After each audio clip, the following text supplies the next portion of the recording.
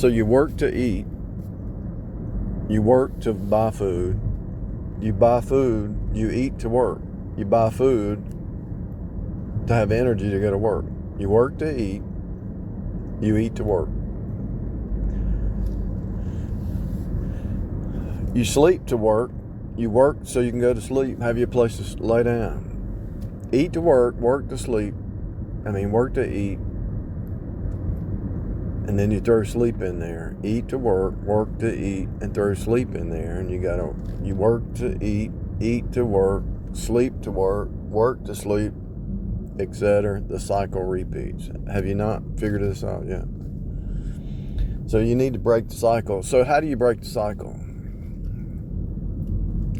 One way would be to fast. And every time you fast, you put that money for food in a dividend stock. If you fast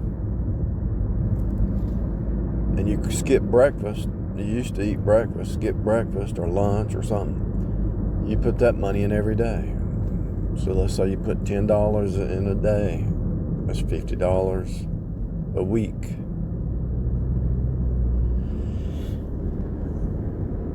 $50 times 10 is $500. Times 5 is $2,500. Is that right? $50 a week times 52 weeks. So 52 weeks times 10 is 520. Two of those is 1,040. Four of those is 2,080. Something like that. 3,000 something. My point is, if you break the cycle, you win. The cycle is what's messing you up. You were dropped down into time. Time is a cycle. Time is not linear. It's a cycle. If you can get that across, it's right in front of you. History repeats itself, right? That means it's a cycle. Stock market cycles, music cycles. It's a sine wave, which is the same thing as a cycle. Your body runs on a cycle. The stars run on a cycle.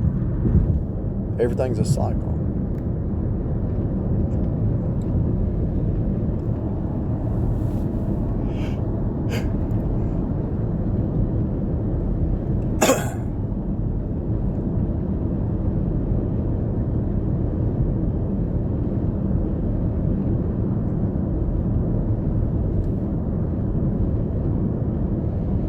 Something that just came to my mind, talking about the stars. So they can see stars so-called billions of years away. They can see stars that far away, but you doubt that they can zoom in on where you're at in your house and zoom in while you're in your front yard. People doubt that.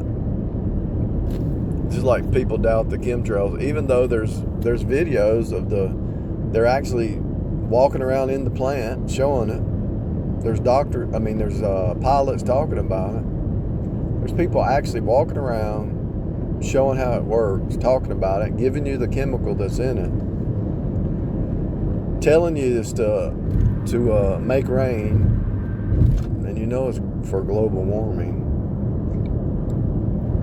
They want to manipulate the weather. They even have literature and if you call it white papers or whatever they call them, way back 10, 20 years ago about how to do it. Even HAARP was designed for that. Long story short, even though it's written, they still don't want you to say chemtrail. There's this thing called immune.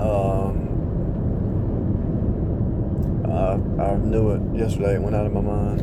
Anyway, there's this theory about the human immunity is just as strong as their medicine or their vaccine. And so the human immunity has been known for hundreds of years.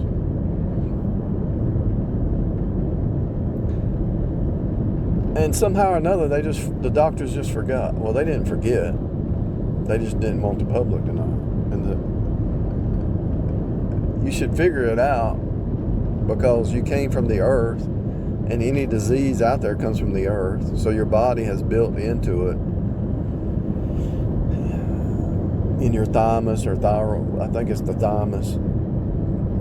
I'm not a doctor. So it's either the thymus or thyroid right there on your chest. If you just tap your chest, you stimulate it, and you send out the immune cells, the T, what is it called? T cells or something. Anyway, your body is able to fight off all diseases. Now, it might need a little bit of help. You might need to sleep. You might need to take some onions and garlic, cut them up into little pieces, and let them sit for 10 minutes. My point is, and fasting helps your immune system, because you're taking energy off your digestive into your immune. My point is, you can use the cycles, you can use the cycle of time, you can look back at history and see what they learned, what they found out, your grandparents, your great-grandparents, what people documented, and learn from it. But they want you to forget. They want you ignorant. They want you ignorant so that you stay in the loop, in the loop-de-loop.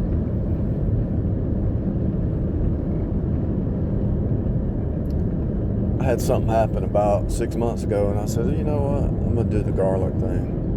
I could have called the doctor. I have insurance.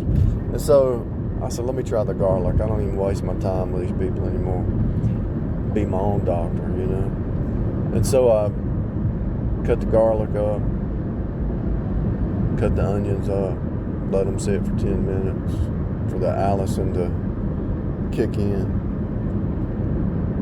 I'm watching all these people go down the highway. They're going to work to eat, and they're eating to go back to work at lunch. Eat to work, work to eat. And they don't, and do they even know it? Do they even know it? And see, for them to get out of the loop, they think it's going party on Friday, or going drinking, or running the streets. All you have to do is listen to the worldly women. They're trying to hook up with 3 or 4 men, and they're proud of it. I had some Uber riders yesterday. 2 ladies got in the car to go to the club, and she said, see? And then as she was going to the club, some guy stopped her in the yard who just moved in next to her. And the lady that was with her, she said, see, that's a good sign that your divorce is the right thing. That's a sign in itself. Whatever. No, instead of that being a sign, maybe it's trouble. Maybe you're opened up without that husband covering. Maybe you're opened up to trouble. Maybe and the guy that was messing with her, he looked like trouble. But they don't see that.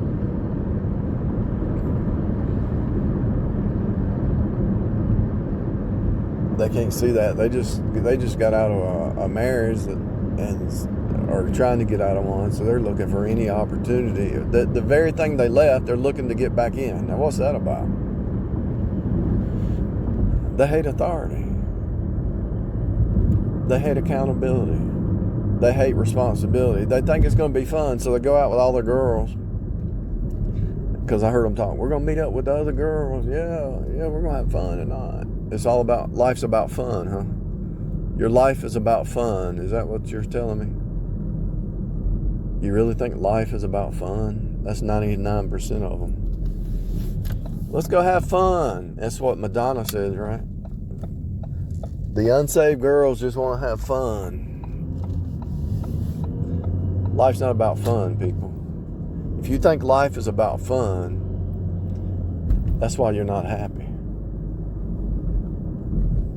Let's just have some fun. How much fun you gonna have? Look at Solomon. Learn from Solomon. Read Ecclesiastes, but that's too much work. It's not fun. Read Ecclesiastes.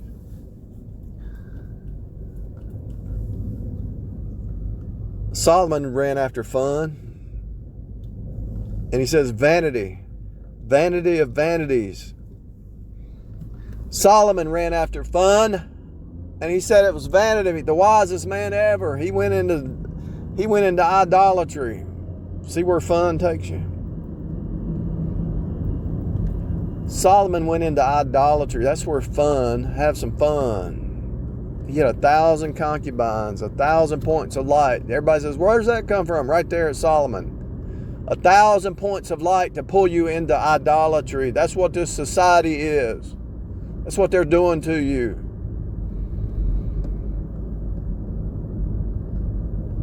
You better go have some fun. You better not read the book of Solomon. Ecclesiastes, that is, I mean. Read the book of Ecclesiastes, but you won't do it because you want to just have fun. It's all about fun. And you're just spinning around in a circle, in a cycle, a repeat, and you'll never escape it. And you'll become bitter and miserable and blame other people for not telling you. But we told you the truth 1,000 times, but you mock us. So go have some fun and forget the truth. Turn on that Rock 92 radio station, forget the truth.